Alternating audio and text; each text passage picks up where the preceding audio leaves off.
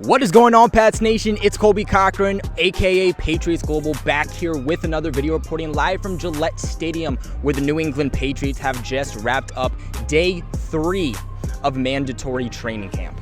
Now, today was a lot more emphasized on the passing game rather than the running game that it has been the last 2 days. Now, the last 2 days, the Patriots did work also a lot in the red zone.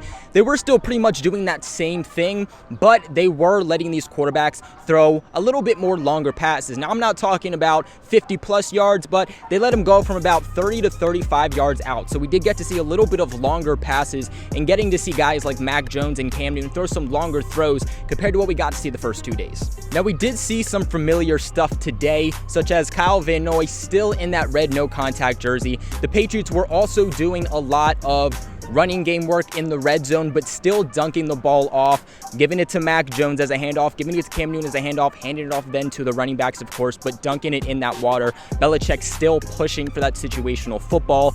In other words, Ramondre Stevenson, Patriots rookie running back, he actually returned to practice today, so it looks like he is officially off the PUP list. Some good news for the Patriots and their backfield heading forward. Now, this was also a day where the tight ends were a lot more involved. Now, day 1 didn't see much of those tight ends. Day 2 got to saw a good amount of them. In day 3, they were involved even more. Got to see a lot of Jonnu Smith. Now, there was a point where Jonnu Smith did have a drop. The quarterbacks were able to work one-on-one with the receivers and their tight ends, going up against air, and Jonnu Smith just full-on dropped a pass. Was pretty hard on himself, came back, was able to catch passes after that, so all was good, but did have a pretty unnecessary drop at one point. Now, something else to note here about Jonnu Smith, something I noticed yesterday, something that I even noticed today, they're using him a lot in the H-back role. Now, this is something that we did expect. We know that Jonnu Smith has played in pretty much every single position all over the offense, and that's what we're going to see this upcoming season too, but even seeing him a lot at that fullback position, which makes me wonder, are we going to see a classic fullback for the Patriots in 2021, as they are one of the only teams that continue to use the dime position? That is something to note, as we haven't seen too much or heard too much from Jakob Johnson. Now, another thing to note is communication. Really seemed that offensively, the communication was just not there. This was yet again a third straight day. Seems to be a continuous thing where the defense won.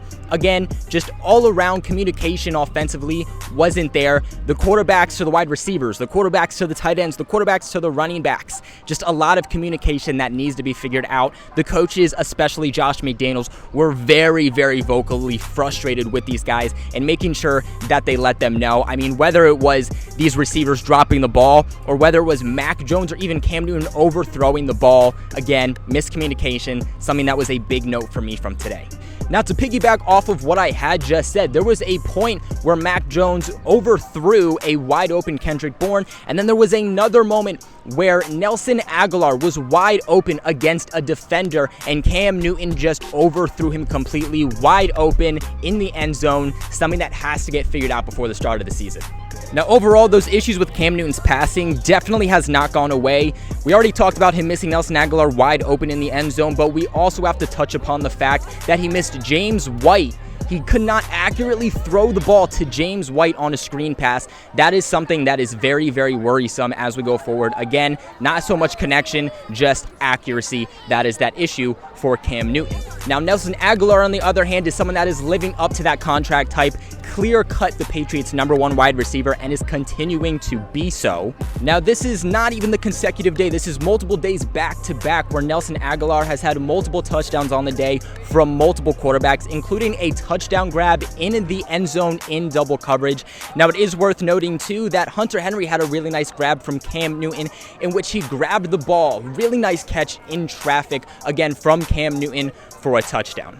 Now, lastly here, Ted Karras did leave with some type of injury. He walked away with the medical staff, and then at one point, Belichick came over. Don't know what that situation is. I'm sure he's going to be fine, but that is worth noting. But that is going to be it for day 3 of training camp. Like always, I will continue to have you guys covered. Make sure to hit that subscribe button, like this video, share with all your friends. But reporting live from Gillette Stadium, I'm Patriots Global. Catch you in the next one.